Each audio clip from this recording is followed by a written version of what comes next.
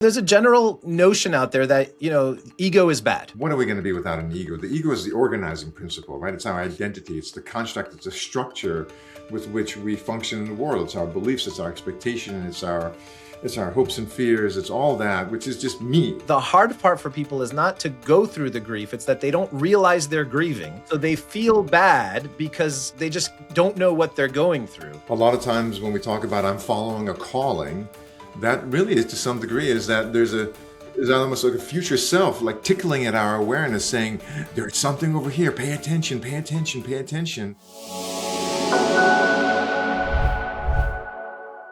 Hello, everybody, and welcome to the Wednesdays Off podcast. Today, my guest is Eric Kaufmann, the founder of Sagatica. He is relentless about results and unyielding about spirit. Eric has spent over 2 decades discovering why brilliant executives hit invisible walls, and it's rarely about strategy, skill, or market conditions. Eric, that's been my observation as well when I've worked with entrepreneurs. The real barrier is what he coined egomyopia, not being able to see and regulate one's ego in real time. This unconscious pattern keeps leaders trapped in their limitations and teams from accelerating results. Eric, welcome to the podcast. Stavros, wonderful to be with you. Eric, I always kind of start off people with a layup, which is tell us a little bit about what you do professionally or in life and why it's so meaningful to you. So what I do professionally is I'm an executive guide, is the way that I like to put it. We have the firm Sagatica is the team of us, and I've been doing this for 25 years now. And my work really is with individual executives and with their teams. More and more so over the last few years, teams are a critical piece, not just the one-on-one, to essentially help get them to accomplish what they are so into wanting to accomplish. And in spite of having the skills, the tools, the funding, sometimes they're just not getting there. And to figure out what the heck is in the way and how do you get that out of the way is the exciting part of this kind of executive work. What drew you to it? I mean, why is it meaningful to you? Is it to see people accelerate on their journeys? Is it just the puzzle of figuring out what's wrong? The puzzle is part of the intellectual pleasure of it, right? But that's not what drew me to it. I mean, the draw was many, many years ago. I realized that the way our human collective journey is going is such that the power to affect the world, and I mean, socially, environmentally,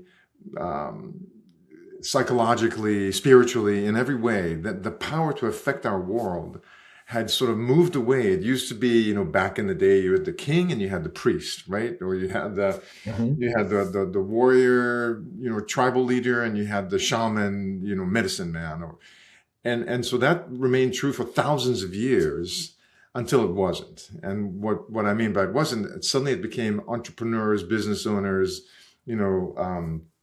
folks who are executives were now imbued with the power to affect the world, right? And that was, I saw that coming some 25 years ago. And if we turn on the news today, that's kind of irreconcilably true, right? Or undeniably true, right? And so I wanted to say, given what I know and given what I can do, and given that the world is moving in the direction where business executives are going to shape my life and my children's lives, how do we make sure that we can have these folks kick ass in business and wear this mantle of responsibility that they're not prepared for?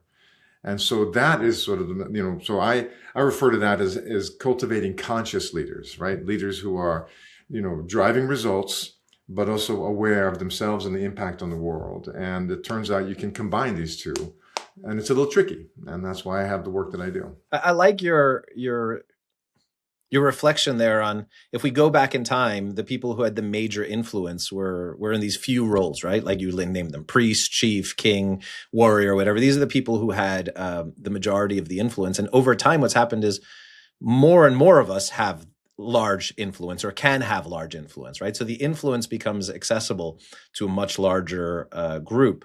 And specifically in terms of executives, I think maybe we see that with the robber barons or the Industrial Revolution. Maybe that's where we really start to see the beginning Exactly. of that class rise up as a class that can affect society at large. I remember reading this book called The Change Makers, Mm. and it was about all these entrepreneurs in that period of history. And the argument that it made is that you can't ignore them. It compared them to artists, and I may piss off a few artists in my next statement, but the book's claim was that you can actually ignore an artist. You know, they may be doing great things, amazing creative things, but if you choose to just say, okay, doesn't affect my life, go about it, you have that ability. But with someone like Rockefeller, you can't ignore the effect that he had on the world, and you're subject to it. So I love your focus on making sure and shaping those people so that they're doing what they're doing in a way that's informed and beneficial. It's such an interesting point you're making, right? The art is potentially, voluntary, right? I can choose to pay attention to it or not. But what you and I and most people think is, I should wear this shirt appeals to me. These shoes are the right shoes for me. This is the way I want to think about this political movement. This is what I think about science. This is what I think about God, right? That's the sort of the fashions and the passions that we think are our own are largely, I'm not sure if they're controlled, but they're certainly manipulated, right? And I don't mean that in a nefarious way. I just mean that's the nature of the commercial world within which we live. And so the people who are affecting that are human beings, right? And so if we can get these human beings to be aware of their responsibility, right, and their authority, which goes much beyond their P&L, then they become stewards of this ongoing experiment called humanity. Previous company of mine, we were 3 partners, and one thing that emerged kind of naturally but was really cool is the 3 of us would show up to any particular discussion representing different groups, different stakeholders. So one partner would show up and they would be really concerned about the employees of the company. And another partner would show up and be really concerned about the value we're offering to customers and the customers we're serving. And another one would show up and be like, we have to make money, right? And so we represent the shareholders. And because we all loved and trusted each other so much, we could have a very productive conversation about what the right way to balance these 3 things were in any particular situation. And I always referred to that as like good fighting or good arguing, because what we did in that moment is we saved our employees, our customers, and our shareholders from having to deal with any of the difficult parts. We said, we'll take on the difficult parts because we're really efficient and good at it. And then everybody else will have a much better experience. And so I think that's what you're pointing at when you're saying our world is manipulated. Again, not in a nefarious way, but those are all the forces that need to be satisfied. Yeah, that's a great example, Stavros. I think that the effort that you made, and maybe it didn't start out intentional, but it sounds like at some point you caught wind that this was an actual. You became conscious of it, yeah. Yeah, you became conscious of it, and you were applying yourselves in the way that what I really strive to bring into the leadership conversation at the executive suite, right, is be intentional, be aware, note these different, and celebrate the hell out of your distinctions, but don't make the distinctions fighting points, right? And so the more you can expand the way you're thinking, the way you're being, the way you're conceiving, the more, I mean, that is one of the features of greater consciousness, right? When you are more conscious, you can hold more contradictions, you can hold more possibilities, you can hold more sort of notions without collapsing into one. When we're less conscious, right, we tend to be more singular. When we get super black and white, right, that's really hard, because when you're super black and white, it's difficult to have a meaningful exchange with another person because you have to be black or white. I heard once that the Wright brothers would have these kinds of arguments, and then halfway through the argument, they would switch sides. They would say, okay, let's pause. Now you take this point of view and I'll take the other one, right? Which shows exactly how disconnected they were from any particular, position, and much more just concerned about what the right answer is and what the goal they were trying to achieve was. Well, they had to get the right answer by name, literally. They were the Wright brothers, but I don't know, because I wasn't there, so I don't know what they were thinking or doing. I would project onto that my notion of what they had was what I would call intellectual humility. And intellectual humility is actually a very high bar, because it means that you are smart enough and you know enough that you're willing to actually question what you know in order to make it even better. Yeah. It's hard to come by intellectual humility because we tend to take our positions very seriously, and we take our perspectives as sort of sacrosanct, and so how many arguments are people getting into because they have to be right, not the Wright brothers, but just I have to be right, Correct. and that this need to be right is one of the three features that I see over and over that really drags down organizations and teams. Before we are speaking today, you were nice enough to send me an assessment that you guys do, and I took it and I got the results. And I'm bringing it up now because there was a word in there that made me kind of go, oh. And intellectual humility comes to mind, and so we'll return to that concept. But before we go into that assessment, which we'll get a chance to debrief that live, and folks can kind of peer into, my results. I'm going to ask you to tell us about egomyopia, but I want to set it up. When we spoke before, we were saying, I always ask people, like, what's the central lie that you think most people don't believe? And we were touching on the ego, and there's a general notion out there that ego is bad. And what I heard you say is, it's not ego that's bad, it's the unchecked ego that's bad.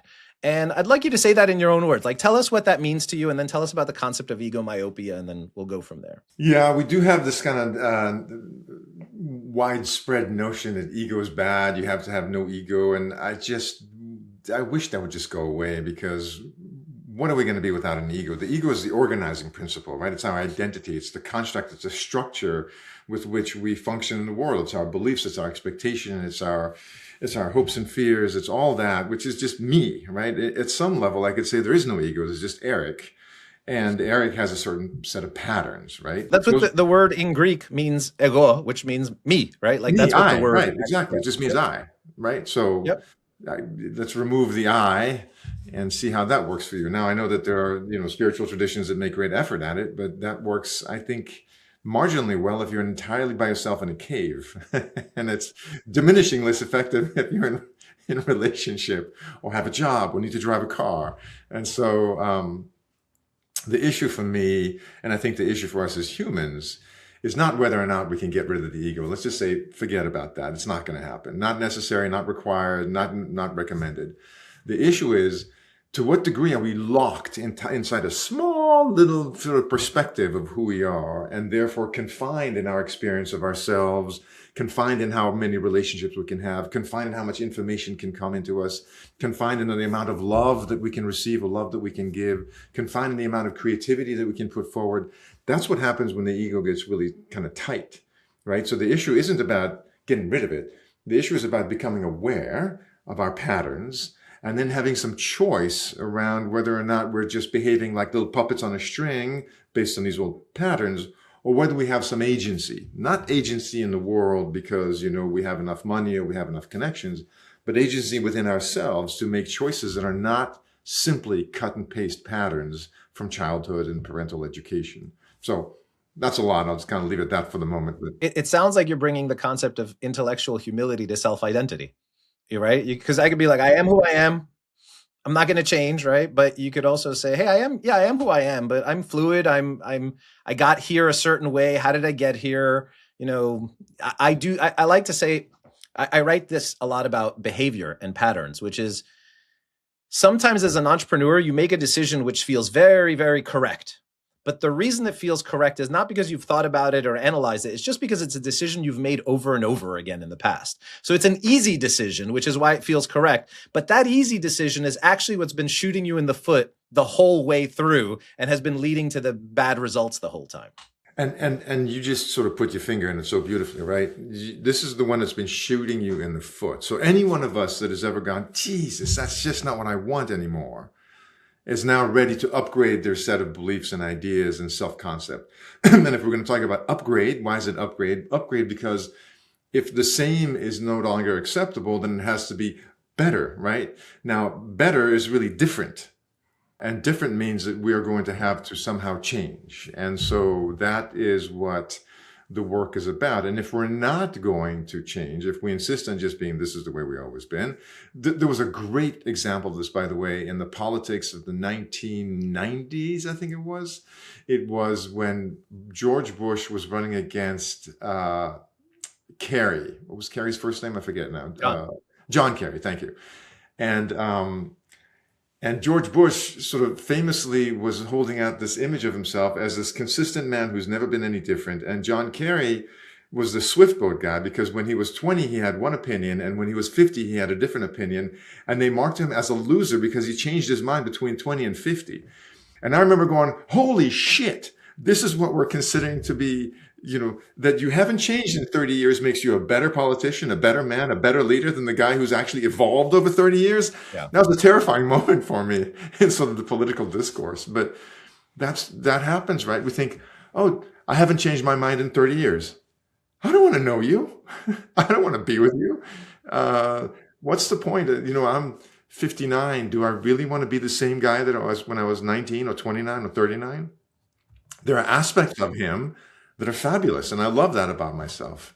And there are aspects of me, him, right, the former me, that just don't work anymore. Why would I fight to hold it? And so the notion of kind of evolving and growing is at the essence of this notion of the ego. It doesn't have to go away, but we do get a chance. We don't have to, but we get a precious chance to actually evolve. And as a result of that, our relationships get better, our satisfaction gets better, our contentment increases, our inner critics, quiets down, and life is just better. One of the emotions that I've had when I went through periods like this is grieving. And what I mean by that is there are times where I've had to let go of a past identity and be like, I'm not that person anymore. I don't want to be that person anymore. But everything I am used to doing is based on the rules of that previous identity. And there's these feelings of sadness, there's these feelings of discomfort, there's these feelings of frustration. And eventually I put my finger on it as grieving. And I was like, actually, what I need to do is I need to actually grieve the loss of that self. It's okay. You know what I mean? Like I no longer want to be that, but I actually need to honor that thing was there and it served me. And I love the fact that it was there for the time and period that it was there, and grieve it and mourn it as I take on a new identity tomorrow. That is very cool, very deep. And I completely resonate. As a matter of fact, I had noticed that there were periods in my life where certain parts of me expired. Mm-hmm. They just ran their course. And I actually remember very distinctly, maybe 12 years ago now, there was a part that just ran to the end of its utility. And I realized that I could no longer be that guy. And I was in actual grief. And I remember actually saying to my wife and to my two of my mentors at the time, I said, one of my most intimate, longstanding intrapsychic relationship, like a relationship with myself, has ended. Mm-hmm. And that version of me is no longer available to me, and I miss him. Mm-hmm. And it was you're so spot on in that grief. As a matter of fact, I ended up seeing that as a pattern, and I came up with this sort of term, because coming up with terms gives me pleasure.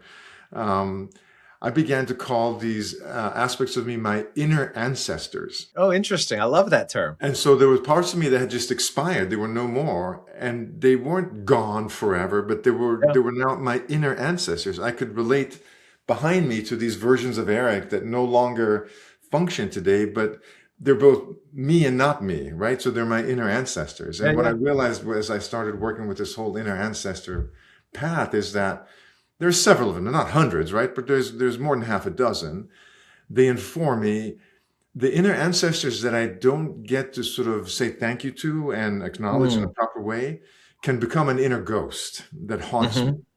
But if I can make peace with my inner ancestor, it's very informative, So I think it speaks to the same thing you're saying, right? Because there is grief. You can't have an inner ancestor without grief, because some version has to have died to then now float around as an ancestor. Does that make sense? I love that analogy. Absolutely love that analogy. And I think that the hard part for people is not to go through the grief. It's that they don't realize they're grieving. So they feel bad because they just don't know what they're going through. And for me, the moment I put the label on it, the moment I was like, oh, I know what I'm doing, I'm grieving. So in your analogy, the moment you realize that what you're doing is letting go and making peace with an inner ancestor, all of a sudden it just starts to feel like, okay, I can handle this. Like I can do my goodbyes. I can, and I can clear the slate to figure out who, what would the opposite be? If we have, if we have inner ancestors, we have upcoming yet to be determined inner Sure, descendants. sure. I mean, we have sort of our emergent selves that are beckoning us to come forward, and I think that a lot of times when we talk about I'm following a calling, that really is to some degree is that there's almost like a future self, like tickling at our awareness, saying there's something over here. Pay attention, pay attention, pay attention. And I think entrepreneurs and I think executives and organizations are very drawn by that, even if they don't know what to call it, right? And often they'll just call it discomfort, frustration. This doesn't feel right anymore. So part of the work that I enjoy doing is let's name it. Let's name it. In my coaching work, always I am working with folks to name the emergent, right? Name the emergent. Because if we are in coaching, I take it on face value that there is an emergent and there is an ancestor that's forming, right? So something is coming and something is being, let go. Or why would they ask me to come in and coach them, right? I'm not a time and motion expert. I'm not an ops guy. I'm a coach, right? And so that's true for an individual. That's true for a team. A lot of the organizations I work with, I've come to call them sort of in a 3.0 mode, right? They're in a 3.0. The 1.0 was like, oh, we're going to survive. The 2.0 is we're going to grow. 3.0 means the organization is now established and something is shifting. And we don't know how to name that 3.0. So that's where our work gets really, really powerful because we can name it both individually and collectively. The practice of naming, I don't know if it's a Buddhist practice. I came across it when studying various Buddhist practices, but the practice of naming emotions, of naming thoughts, of naming transitions, I have found it extremely helpful, right? Because without it, I find that my inner state remains messy. And the minute I kind of give it a name, it makes it easier for me to recognize it when it comes up, and it makes for a much tidier internal dialogue. I don't know if I'm risking anything by making it tidier, but I feel that naming things has really helped me evolve and go through change much quicker and accept, and kind of manage and all of that stuff. Yeah, no, that's we don't have to go all the way to sort of Buddhism. We can just go to our kids. And so my kids, when they started to speak, was this kind of like, it's a tough little moment, right? Because they're starting to get the hang of being able to sort of put things into words, but they don't have the vocabulary, let alone the self-awareness. And so they get really angry at this or that, right? They get mad. And what I would say, what you'd say, what probably every parent would say to their kids at some point is what? Use your words. Yeah. Use your words. And so why do we say use your words? Because words, are the sort of, back in the day, my mother would cook in the kitchen. She'd make this food with a pressure cooker. The pressure cooker was this thing where you'd put all the food in, you lock it down, and it would just create so much pressure in there, it would cook the meat faster. And on the top of the pressure cooker was this little valve that you would have to occasionally turn to let off some of the pressure so it wouldn't just blow the whole damn thing up, right? Use your words is a little valve on the pressure cooker. Right? and to your point now, take it to the adult version. You have all these emotions. You're like a kid, right? All this stuff boiling inside. Use your words, right? Name it. And when you name it, the steam comes off. You can actually see what's going on and you can put it in order, right? And then you can do something about it. I talk about kind of the three parts of facing our fear as feel, face, and embrace.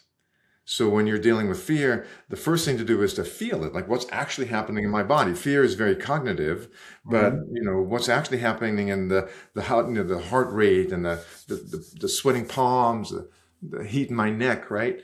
So face it. Feel it first, then face it. Face it means you have to turn around and name it.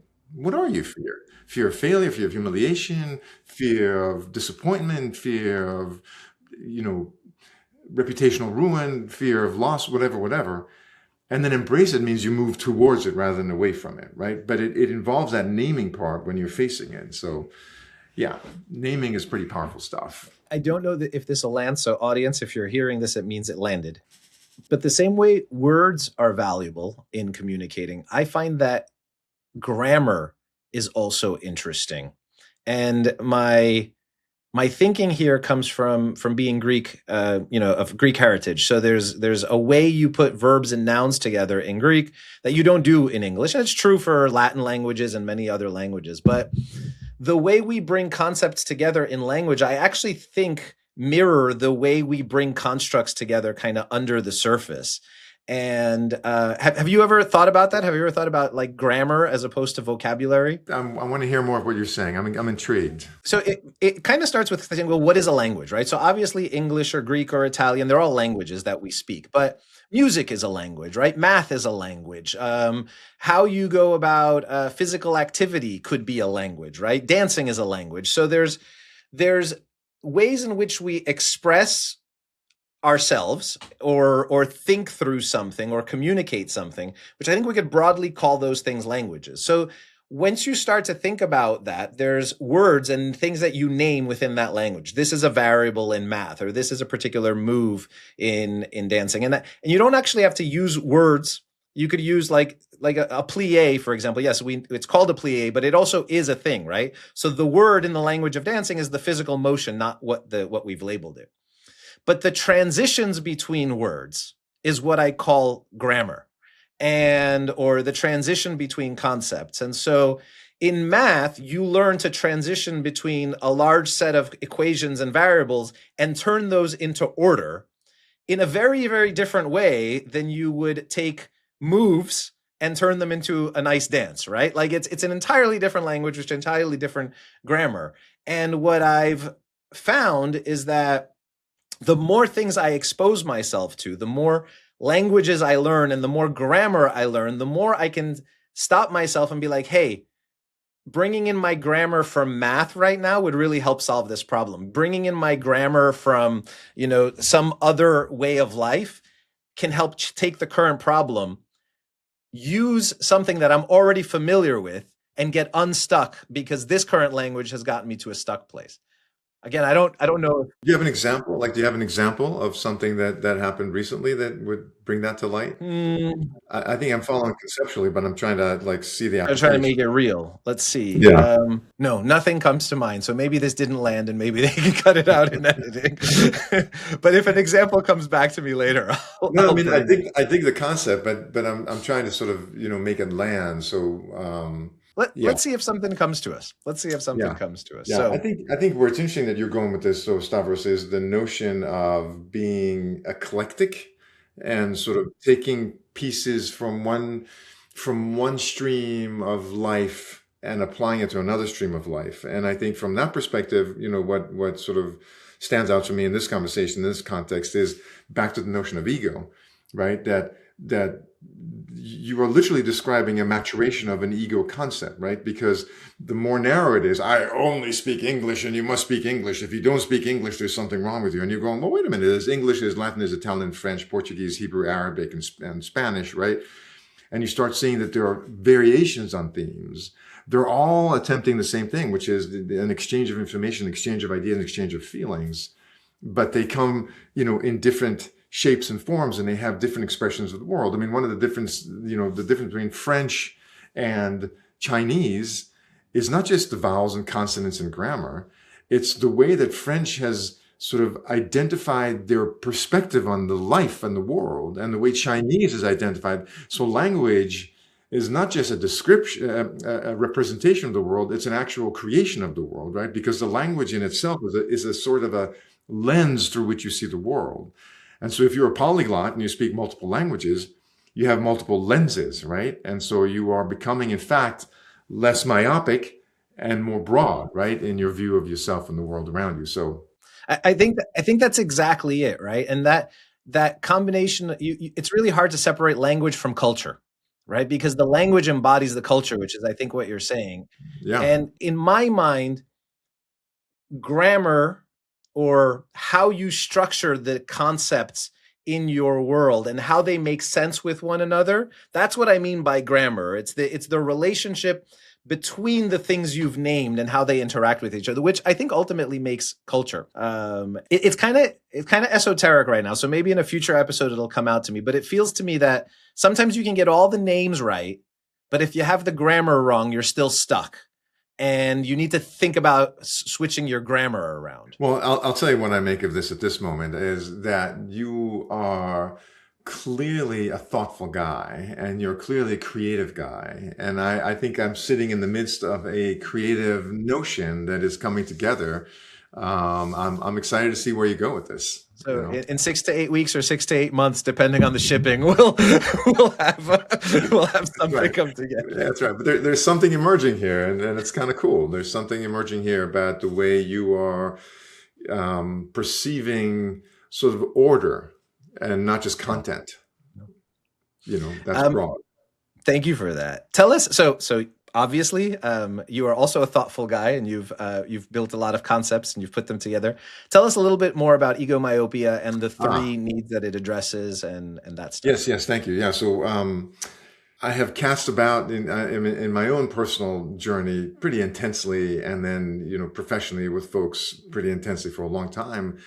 And I was trying to see, I think you even read that in the introduction, right? So here I am working with people who are intelligent, resourced, they have good plans, they have good teams, all the things, and yet it's not quite gelling the way they want it. And there's so many reasons why that could happen, by the way. It's not like I'm going to say one reason only, right? Because that'd be a little bit insane. But having said that, I am looking at what is the consistent pattern across people, across time, and across cultures that keeps creating this kind of disconnect.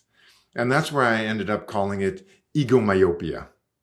Egomyopia, not being able to see and regulate your ego in real time. Mm-hmm. So it's not a curse. It's not it's not a pathology. It's a feature. It's a feature. And I kept looking at, okay, so what are these things in this egomyopia that show over and over and over? And I can see there's a pattern here. And so there are three sort of central needs that the ego has. And even more fundamentally, what is the ego, to your point from earlier, right? The ego is essentially our construct of how we can accomplish two big things. The first thing is I want to survive. I just want to be safe. So that's the first sort of piece of the continuum. If you slide all the way to the other side of the continuum, the ego wants to emerge as unique, as distinct, as somehow special. And so we have this continuum. On the one hand, I just want to be safe. On the other hand, I want to be special. Special as in standing out. Many people may have come across this in like Maslow's hierarchy of needs, right? Like at the base, you have your survival needs, and then you have self-actualization at the top. So that's great. Okay, some kind of spectrum. I love it. Yes, so mine was a spectrum. His is a pyramid. So yes, very good, right? But that's kind of the essential human enterprise, as it were, right? And then there are these kind of building blocks of how we go about that. So essentially, I came to call them the three needs that the ego has and it's organized around. I call it the need to be right, the need to be liked, and the need to have might, power, right? So the need to be right is this perennial need that we have to be able to demonstrate our competence, our intelligence, our worthiness, right? The need to be liked is this perennial hunger for participation, belonging, being seen, being loved, being valued, being held, being included. And the need to have might is this unending quest to have some control, some autonomy, some authority, some agency, some ability to affect the world around us and the world within us. And then we have this need to be right, need to be liked, need to have might that are sort of constantly trying to fulfill themselves. And then we go about our lives kind of arranging them in different ways. Somebody has, more highly indexed on the need to be right. So what does it look like when you have the need to be right? How can you prove that you're competent and smart? And we all have all of them, but they're arranged sort of at different. There's kind of like knobs on a dashboard, on a like an equalizer, right? They're arranged in different ways. And then when we get into the workplace, when we get into leadership, suddenly these things can be assets or they can be liabilities. Mm-hmm.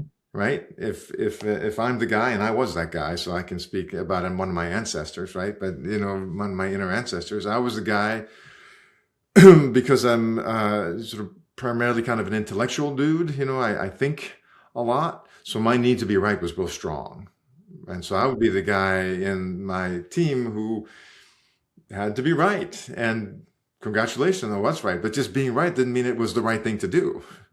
Nor was it the best thing to do. And so, it took more than a little bit of effort to sort of figure out how did I survive in my childhood home as the guy who knew the answers, right? And am I still a child? I can give lots more examples, but I think you get sort of the construct, yeah. So if I'm completely honest about how I hear those things and what they make me think of myself, I think, like you, the one that jumps to the top of the list for me is the need to be right. And I think that it's always an area that I've kind of excelled at. And so it's a strength that I've leaned on and developed over time. And in all honesty, I probably feel a little bit of shame around it because I feel like it's the hardest one for me to keep in check for myself. And if I look at the other two needs, the need to be liked, I feel like that is more of a hygiene factor for me. Obviously, I want to be liked, I want to be connected, but I feel that I can satisfy that fairly easily with I have very few close friends. I'm very happy. I have a close family. You know what I mean? Like I've always wanted to have greater impact on fewer people than a little bit of impact in a lot of people. So that need for me feels, I have no shame around it. I feel like I show up to contribute and connect, and there's nothing really there. And then for the need to be right, I just don't want anybody to tell me what to do, and I have a very hard time telling anybody else what to do. And so I usually hold my team accountable by saying, hey, you tell me what you're going to do, and I'll hold you accountable to what you tell me you're going to do. But I don't want to be the one to tell you what to do because I wouldn't want somebody else to tell me what to do. So here's our big picture. Here's our goal. How do you want to step up? And so the part that's interesting to me there is, why do I feel shame around the first one? I was curious where you're going to go with that. Yeah.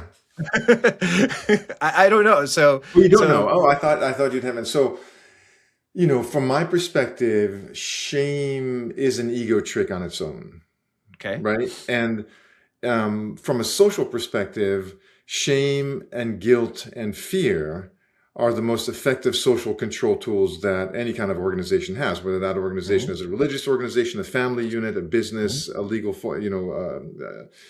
shame is just profoundly effective as a compliance tool, right? And so I don't have a lot of appetite for shame in myself or in other people. It is, though, an interesting sort of little indicator saying, hey, I have some shame around it. So shame would say that I am not measuring up to some standard by which I would like to hold myself. And so leaning into the shame as sort of a guide, saying, okay, so there's a version of me that would rather not be this way. So one, is that version realistic, or is it another sort of fantasy drawn on an ego need to be special? Like, do I somehow hold myself that I would be the guy who's so, gracious and so at peace with my power and wisdom that I don't need anybody to know it because I'm okay. Well, that's not probably going to happen for most of us. And so, for me, it would be, how do we reduce the shame by sort of addressing the fantasy, the notion of who you should be that you aren't? Because at the end of the day, one of the most profoundly important things for me about this work is not to help just people be more optimal or be more effective in their work, but my great aspiration, really what I find is like the psycho-spiritual end game that I can actually see reasonably accomplished in this lifetime is self-acceptance. It's self-acceptance. The Enlightenment notions of being whatever, light pouring out of every, piece of skin and just total bliss and equanimity, I think is relatively unattainable and kind of phantasmagorical. But we absolutely can live a life where we arrive in ourselves with a steady state of self-acceptance that is indistinguishable from enlightenment. And it's doable. And so it's interesting you went to shame first as sort of our most socially embedded notion of compliance. Yeah. No, I went there on purpose to be vulnerable for the audience, right? Because what I want to model to everybody who's listening is that change, like you don't look at anybody and admire them and be like, they're awesome and they're great and think that they have it all figured out. Like, every last one of us is on a growth journey. Every last one of us is still working on something. Every last one of us is still falling short, excelling, you know what I mean? All of those things. And like where you went with self-acceptance, I think the first and most important part, and kind of going back to naming, is kind of like, hey, I'm feeling this little bit of shame here. I'm feeling, what does it mean? Why does it stand out more than the other two? And if that wasn't interesting to me, it probably never would have popped into my head. You know what I mean? But because it was interesting and it popped out, this is how I grow. This is how I develop. I kind of go, hey, I noticed this. Let's dig into it. You know what I mean? Let's see what it says. Yeah, no, that's well said, and your point is, as far as I'm concerned, spot on. By that I mean consistent with mine, not spot on because it's a universal truth. But we're on the same page, and that shame is an indicator, right? Rather than chasing it down as something to hide or diminish or get rid of, I would lean into it with an ear saying, okay, so the need to be right, my sort of intellectual dominance is still playing out. How do I work with that? My hunch, to pick it apart here. So here's my hunch. My hunch is that I have done well in the world because I'm particularly adept at being right. Let me put that in language that isn't so confrontational. I'm good at making sense of the world. I'm good at kind of figuring out, taking in data and saying, all right, I think I understand what's putting a pattern together and being like, does this pattern help me actually get the outcome that I want? And more often than not, that's something that I've excelled at. So as I've excelled at it, I've leaned further into it and developed that skill more. And I feel that skill has now gotten to a point where I'm learning where it hasn't served me. I'm learning how that need, and that thing has gotten in the way of me perhaps connecting with more people, has perhaps gotten in the way of me achieving, the particular outcomes that I want. So there's an African proverb that comes to mind here, which is, if you want to go fast, go alone. If you want to go far, if you go with others, right? And so there's a sense in me rising that this overdeveloped skill that, and as I said earlier, that I feel like I have a harder time regulating, is now getting in the way of some of that satisfaction that I really want.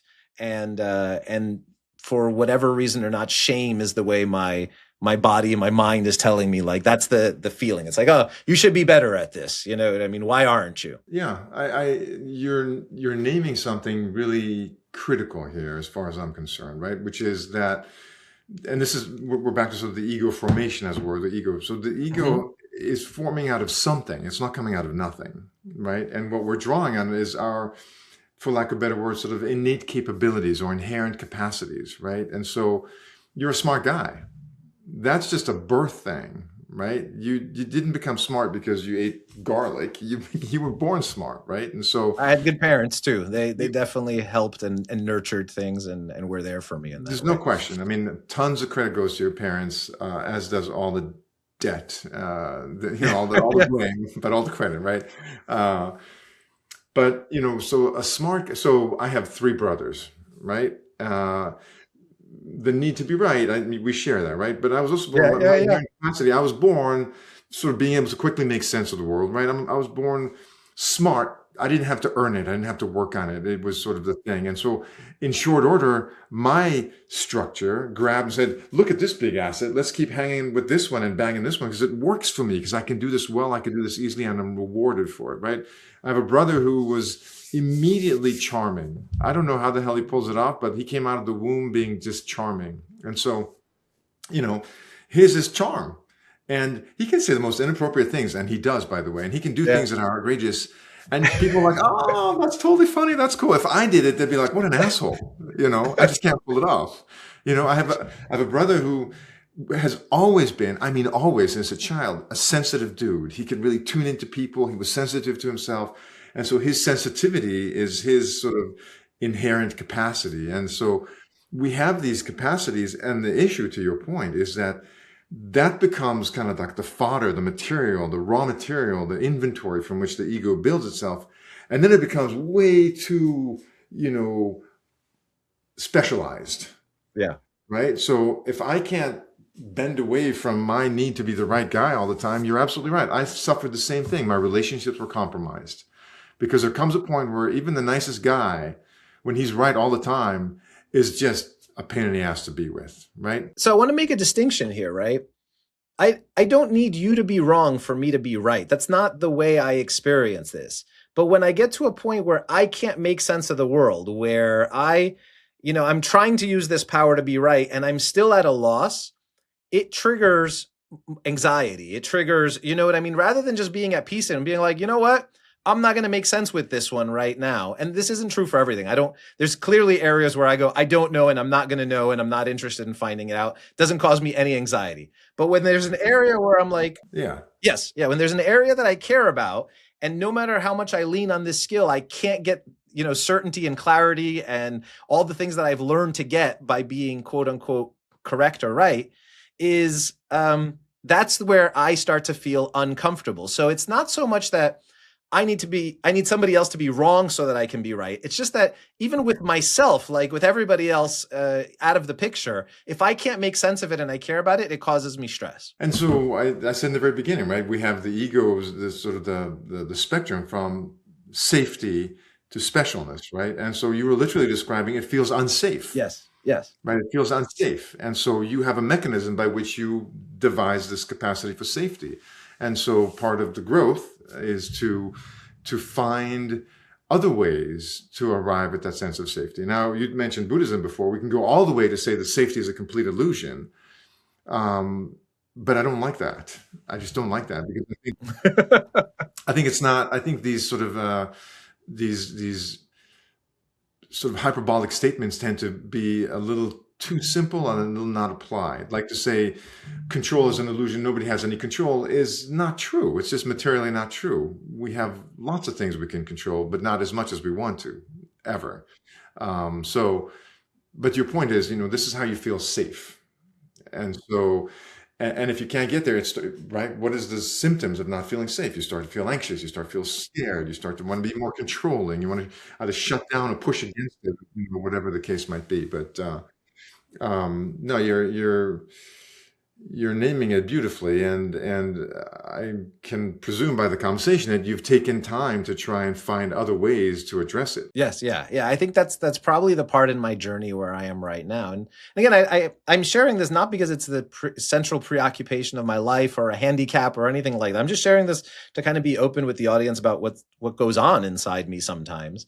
And so one of the things that I've been exploring lately and very happily is, what are other ways I can feel safe? When I start to feel like making sense of the world is not getting the results I want, how can I just be at peace with that and find a way to tell my nervous system, like, relax, like, we don't need an answer to this one. It's not actually a threat.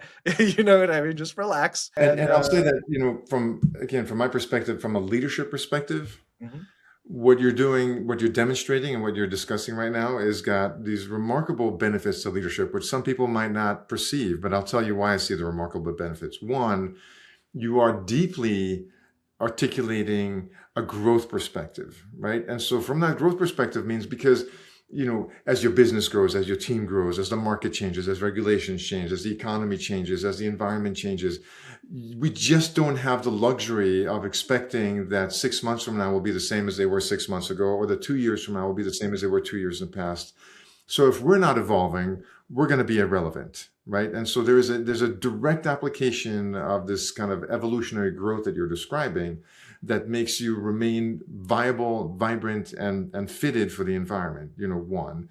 Two, what you just said at the end there about your nervous system is massive, because as a leader, whether and how you're regulating your nervous system is whether and how you're regulating the entire team's nervous system, because everybody is looking to the leader to get a sense of, to calibrate their own nervous system. And if you're walking around anxious and scared and impatient and angry, that's what's happening around you. And by the way, anxious and scared, impatient and angry are all demonstrably, neurobiologically measured ways to reduce innovation, intelligence, problem solving, creativity. And so there's no high value in being a high-strung, nervous human all the time. And so the work you're doing as an evolutionary being is both, from a leadership perspective, right? Making sure that you guys remain relevant, and ensuring that the team is functioning at its highest level. And so this is very applied, right? This is not just, entertainment. I love that you took it to the team level because let's explore that. So my team expects from me vision and clarity and direction, right? Like that is my role at the company is what are we doing? Why are we doing it? How are we doing it? And then, who's doing it? And then the team kind of comes together and does that. And when I need to be very conscious of how much certainty I do provide, how much certainty I won't provide. So I personally wouldn't feel comfortable saying, hey, here's the plan and this is what it's going to look like in 5 years and be thick-headed about it. Like it's just I'm as an entrepreneur and needing to pivot and having the company be early, it's just something that I know is going to change. So it's always about projecting confidence in that we will figure it out. I have faith in that. I know we'll figure it out.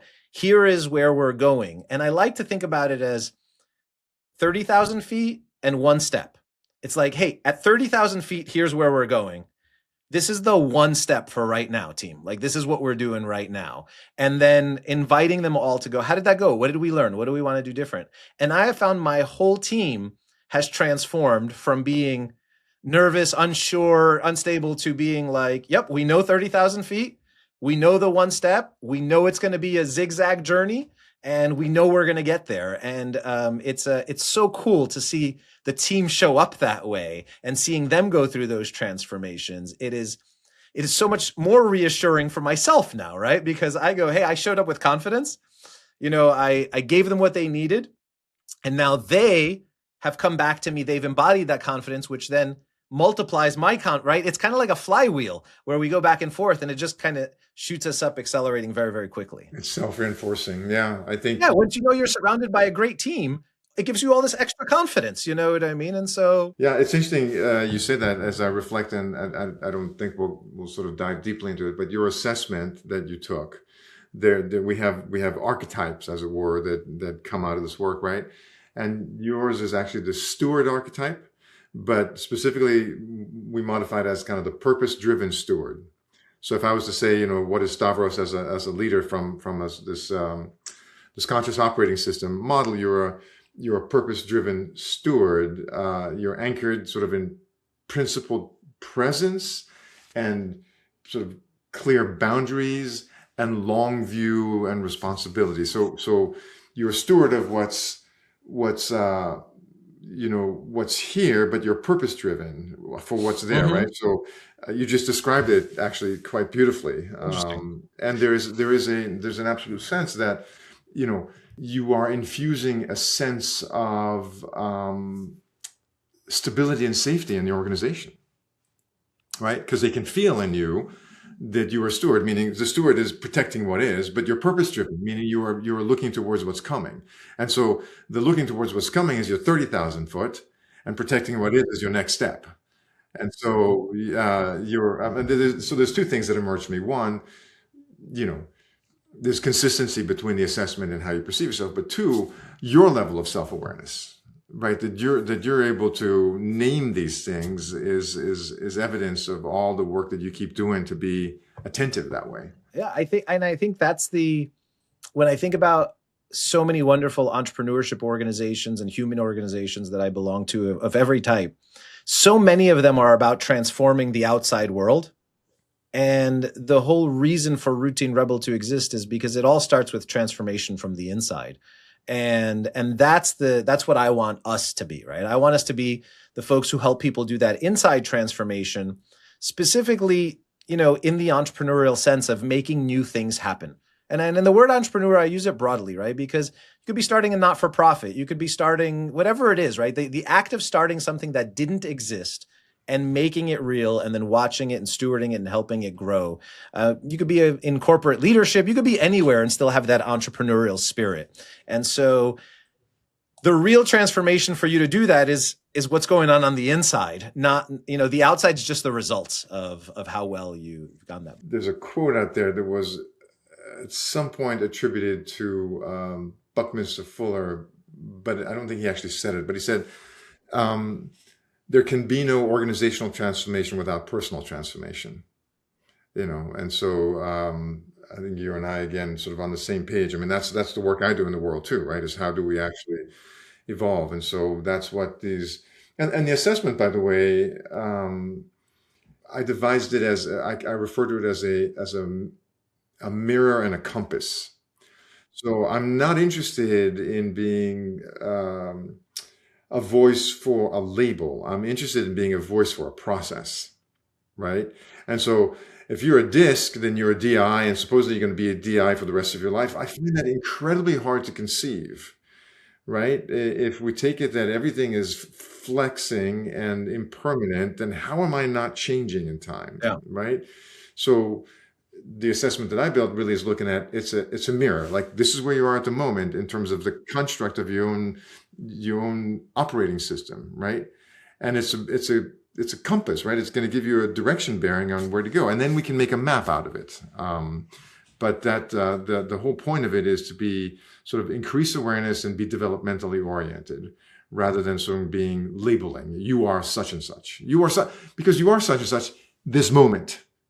Right. But clearly, if I couldn't be there if I didn't. I mean, my whole notion of inner ancestors said that parts of me have completed, which means I'm not the same person. That's exactly the thought when you said the archetype you fall into is a steward.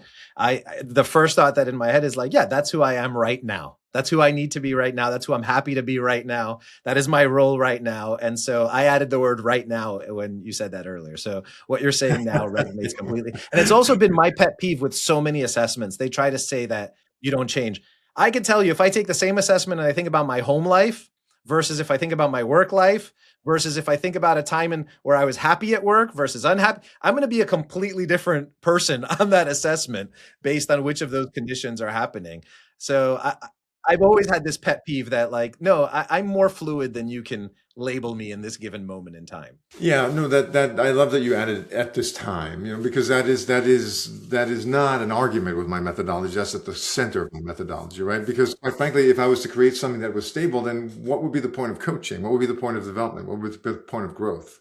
And so, but there is massive value in being self-aware.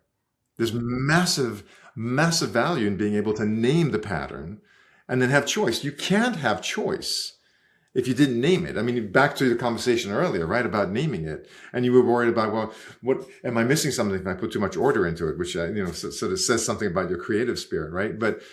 But quite frankly, if you can't discern something to begin with, you don't have options. And if you don't have options, you can't make choices. And so that's the power of the assessment, is not to define you, but to orient you. I love it. Do you want to share your screen and walk us through it? Or do you want me to share my screen with the assessment? What way would work best for you? I can share my screen. Yeah, that's perfect right there. So okay. Eric is going to walk us through my results of the assessment. We'll debrief them in real time. It's called the Conscious Operating System Assessment. And we are looking at sort of two dimensions here, right? There are the barriers we talked about. Those are the barriers, what I call the egomyopia, right? So the need to be right, the need to be liked, the need to have might. And then there's the evolutionary arc where you're going with it, right? So the need to be right when it matures becomes wisdom. The need to be liked when it matures becomes love. And the need to have might when it matures becomes power. And so much of the discussion that we have in the context of this assessment is, how do we move from the barriers being sort of in the way to the activators being more activated, right? And in effect, do I have an image of it here? I'll go forward and I'll come back for a second. Hold on. There's an image down here. There it is. So what we are seeing is that, so you think of, you were riding a bicycle of life, and essentially the pedals are the activators, right? So the pedals like, presence and self-awareness and authenticity and compassion, those are the pedals you're pushing forward that move you forward. And then the brakes are the barriers, right? You're squeezing the brakes. If you're squeezing the brakes with anger or with denial or with blaming or with arrogance, those are brakes that kind of slow you down, right? So that's sort of a high level view of that. And in your case, as you answered this assessment, can you see this wheel here? It's ready. Let me know. It's ready. Okay. So what we're seeing is that essentially it comes out as a wheel score. And the reason there's a wheel score, Stavros, you won't be surprised, is because this is not really a hierarchy, like one is better than the other. Mhm. This is a heat map, right? It's a distribution across the sort of the ecosystem of your inner world. And so we have love, we have wisdom, we have power. The green represents the activators, and the red represents the barriers, right? Got it. And So the brakes and the pedals. the brakes and the pedals. The green, the activators, the green are the pedals moving you forward. The red are the brakes that are slowing you down from being efficient in your overall expression.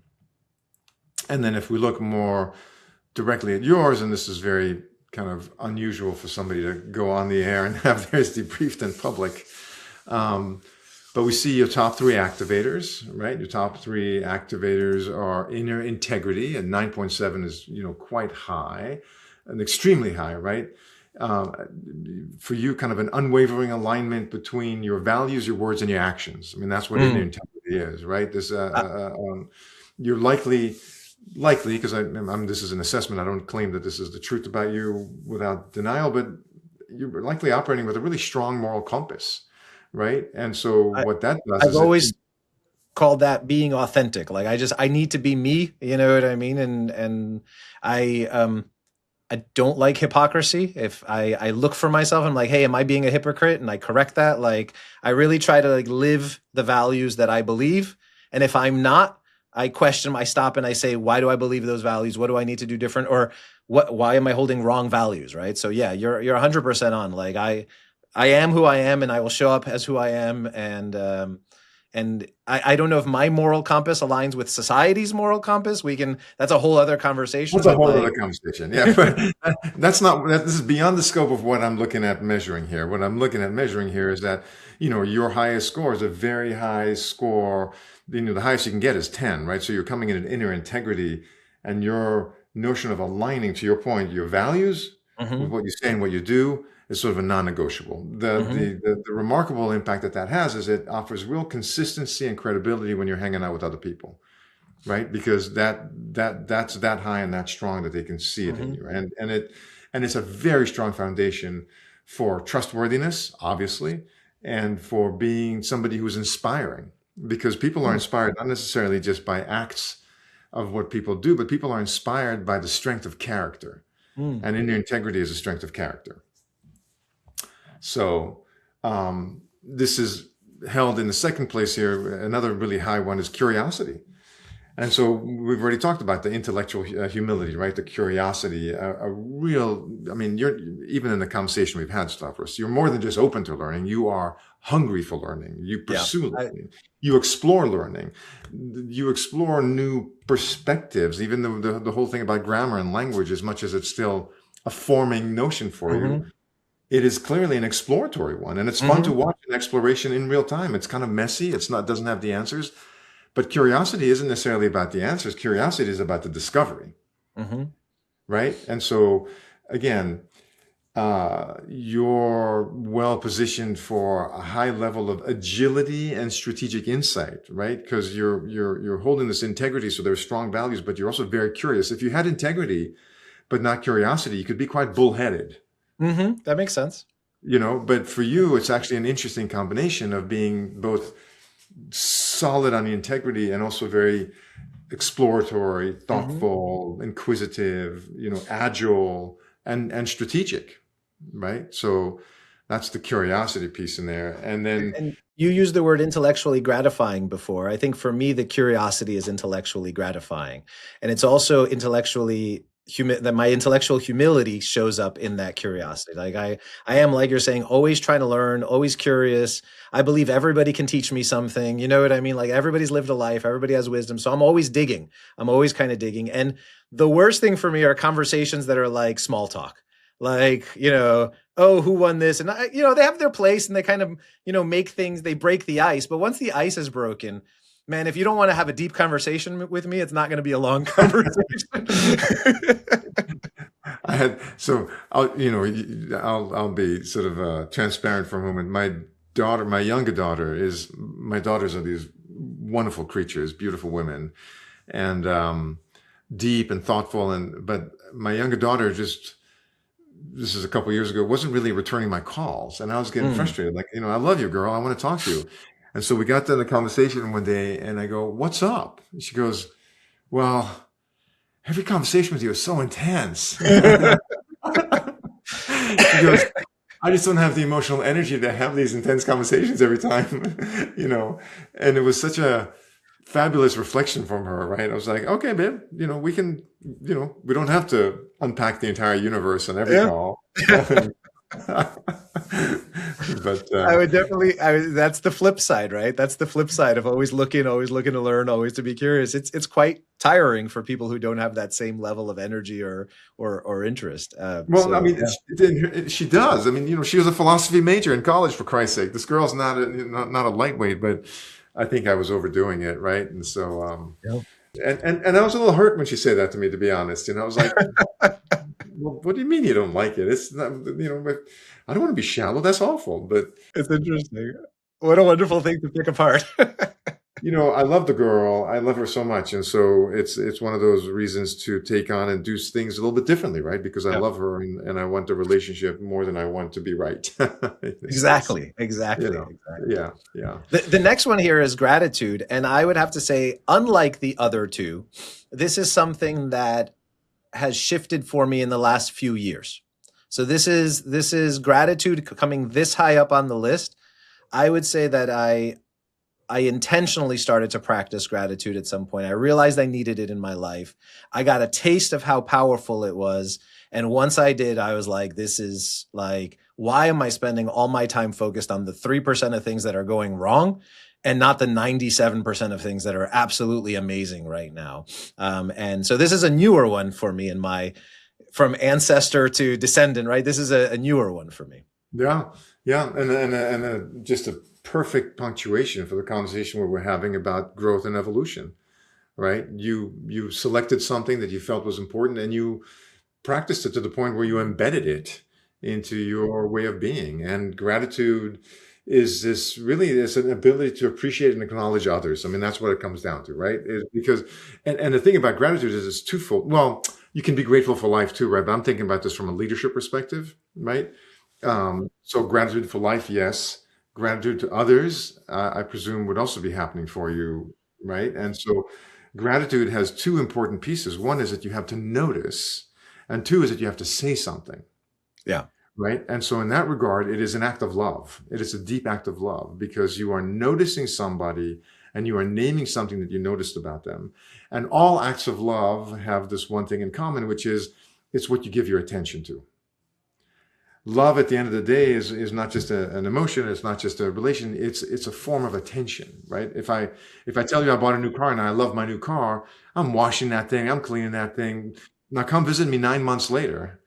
It's not getting quite as much attention. My love has faded, right? And so gratitude is this beautiful, functional, easy, and incredibly powerful act of love. And it fosters the things that we want to have in our team, things like psychological safety, right? Things like loyalty and engagement, because people feel that their contributions are valued, and so they lean back in. So I don't mean it just as a sort of as a manipulative tool, but I'm saying it has great value in the workplace. So then there's barriers. The other side of the list now is barriers. Then you have the barriers, right? So these are the places where, and for you, the barriers at 5.7, 5.0, 4.3, these are sort of mid to low, right?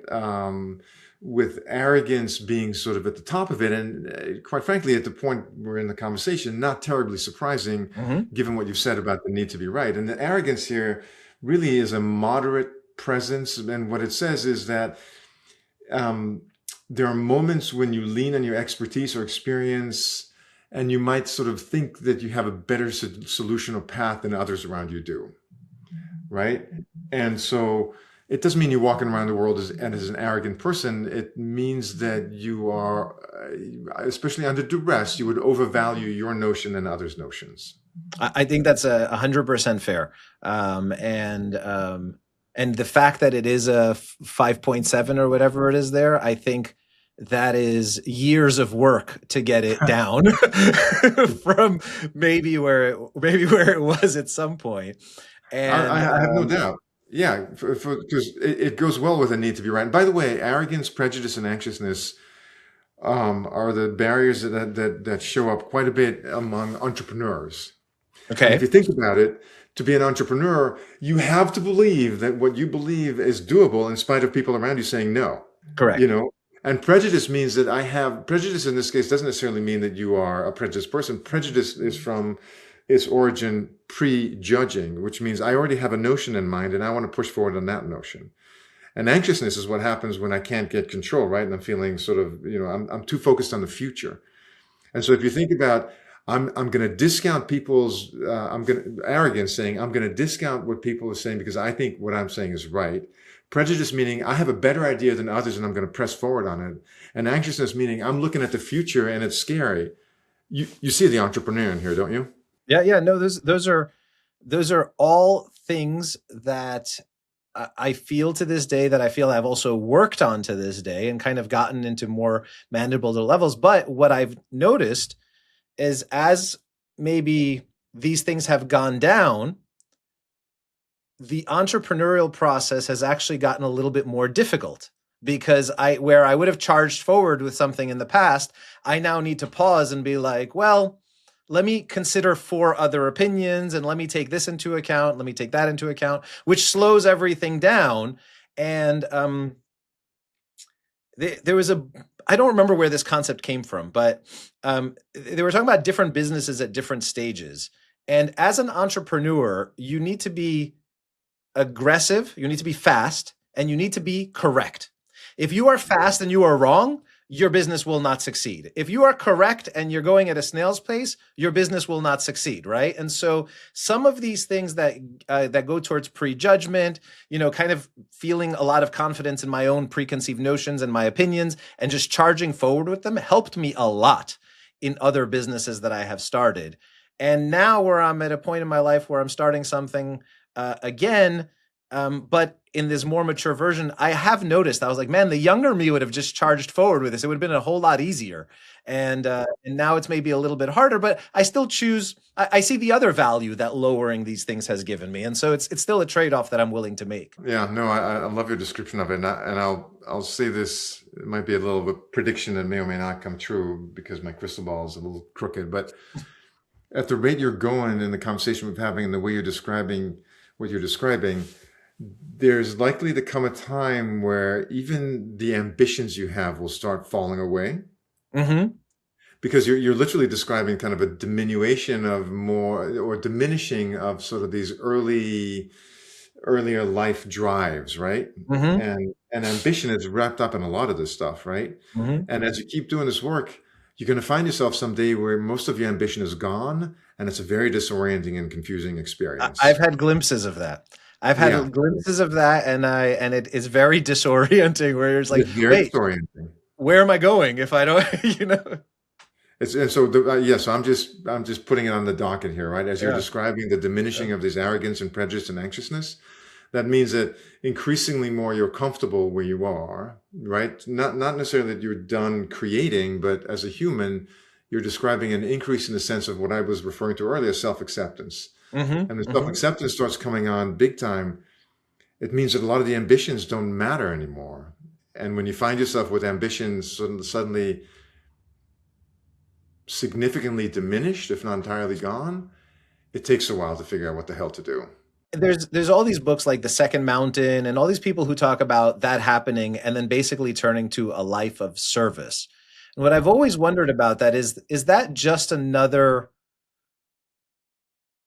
mechanism? You know what I mean? Is that just another mechanism to kind of point that ambition and point that drive, or is it truly an act of self acceptance? I mean, maybe I'm not articulating that correctly either, but I could see serving others as a way that truly serves yourself and your own kind of desires, but I could see serving others as a way that's really just an act of surrender and just being like, what does the world need right now? That's good. Okay, I'm happy to show up in that way and do that. And it is gratifying, but it's gratifying as an afterthought as opposed to as an ambition. Yeah, that's well said.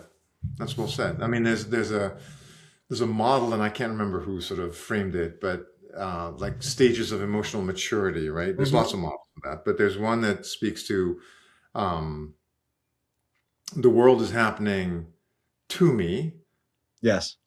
the world is happening for me, Mm-hmm. the world is happening by me, and the world is happening through me. Mm-hmm. And so those are kind of that's a developmental arc in there, right? Because the world is happening to me. I'm like, oh, if it's good, then I win. If it's bad, then I lose. Yeah. But I'm the sort of the victim, or I am the recipient of a winning, but I don't have agency or control. Mm-hmm. If it's happening for me, I suddenly start thinking, I have some. What am I going to learn here? How can this support me? How can this serve me? Right? And then the world is happening by me. I have the sense of like, I'm the architect. I'm the guy who's designed, the gal, the human, the person who's making sense. And then you go, the world is happening through me. It's like, oh shit, I'm just a vessel, right? And that's not an easy place to get to. And not everyone's guaranteed to get there, but you're describing it, right? There comes a point where, we recognize our role as a conduit more than as a factory. I like that model. I have never heard of it before. I think it's a really, really good description of the evolution of a journey. Yeah, I refer to them as like the first one is the tourist. The world is happening to me. If it's raining, then I've scored on this vacation. If it's then I didn't. If the sun is shining, what a great vacation. If it's raining, poor me, right? The second one I refer to as the student. Now I'm like, oh, I'm going to lean in. What's life got to teach me, right? The third one is the architect, right? I'm designing and I'm building and I'm creating. And the fourth one is the sage. There's just a wisdom that kind of streams, and if I can be in that stream, then hallelujah. Yeah. I love it. I love it. There's more in the report. The report at the end gets into some coaching steps and some specific prescriptions on how you might address arrogance and so forth, and how you can leverage curiosity. But I think for the purposes of the moment, you see where it's going, right? And you can see several things. One, that you've done things over time intentionally, and that can be measured, right? Whether it's increasing something or reducing something. And two, that the whole point of this is directional and evolutionary, not to be, squeezing you into a box. But it's a really really powerful tool to use with individuals. And then we use this with the whole team. So I'll take a team of 6, 8, whatever people, run it through it and see the team patterns. And now we have a really, if you want to talk about a really juicy conversation, no small talk, you discover that a team of 8 people have all got like a propensity towards people pleasing. And how has that slowed down decisions? And how is that, compromising their margins? It becomes a very interesting conversation. One more question for you about the assessment. Actually, 2 more questions for you about the assessment. One is, what are the archetypes? You described one earlier, which was mine, but what are the different archetypes? And 2, where can people go if they want to take the assessment, if they want to work with you as maybe a closer to this portion of the conversation? Where they can go is they can go to my website. The website is sagatica.com. And there's a place there where they can find this. It's called the COS, the Conscious Operating System Assessment. So they can take the assessment online, or they can apply to take the assessment online. As far as the archetypes, so there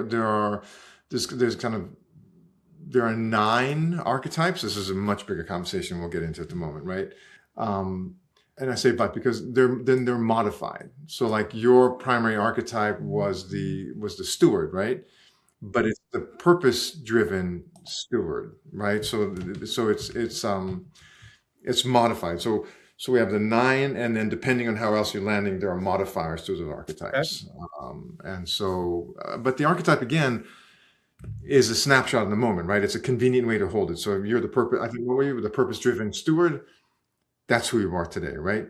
Let's revisit this in a year and see what you've done and see how that changes. I suspect the steward is probably not going to change a whole lot in the course of a year. Well, it clearly shows that you've worked with a lot of people and that you have done a lot of work yourself, and that you can kind of see patterns. And I think that's the hardest part for people who are stuck, is noticing your own patterns, right? Like and that's the whole point behind what you have coined egomyopia, and the whole point of helping anybody transform and grow is to help them see their patterns. They're the ones who are going to do the work. They're the ones who have to put in the effort and the time. what we can do and what you do as a gift is help them see those patterns so they can decide how to react, and then eventually teach them how to see the patterns themselves, so that they can. That's the highest wish, right? Yeah. And then yeah, so my work and my team's work is, the one-on-one and then the team. Yeah. And I stand by this. I don't know that I'd be willing to sort of change my mind on this, but at this point, I do not see how an organization can outpace their executive team. I agree. Yeah, that seems like yeah. If there's somebody out there that disagrees, I'd love to know why, because it feels like just a very obvious statement. Right? And so the work that we do is such that if we want to then pick up the pace, which is one of the things that most organizations want, some of it can be more funding, some of it can be better strategy, some of it can be better operational efficiency, some of it can be better, OKRs. There's lots of things. At the heart of it stands the team and the individuals on the team. And so the work we do individually and then with the team as a whole is essentially always an investment in acceleration. Eric, you are a wise man. Thank you for joining me today, man. I loved the conversation. Thank you for coaching me out loud, and letting people see a glimpse of how you work. I appreciate your time today. Thank you. A total pleasure, Stavros. You are a scholar and clearly a practitioner. You're very kind of you to it. Everybody out there, thank you for joining us on the Wednesdays Off podcast. See you next week.